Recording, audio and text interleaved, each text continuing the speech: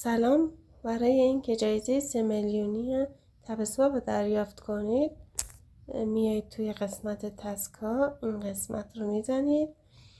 اینجا میرید توی بایننس، با ایمیلتون ثبت نام میکنید. اگه ایمیل دارید الان اینجا رجیستر رو میزنید، با ایمیلتون ثبت نام میکنید. اگرم قبلا ثبت نام زدید لاگین رو بزنید.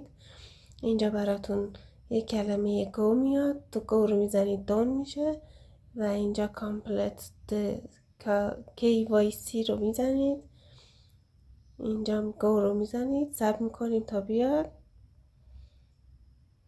اینجا کانتینیو ایمیل رو میزنیم، ثبت میکنیم تا بیاد، لاگین بشیم. بعد اینجا لاگین که شدید برگشت میزنیم، چک رو میزنیم.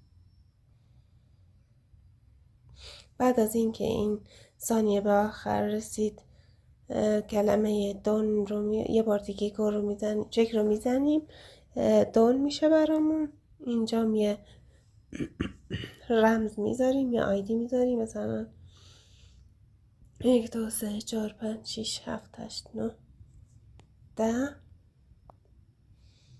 اجازه بدید این تموم بشه. یه بار دیگه چک میزنیم، دون شد. اینجا یه بار دیگه رمزمون رو میزنیم، انگلیسی وارد کنید بهتره.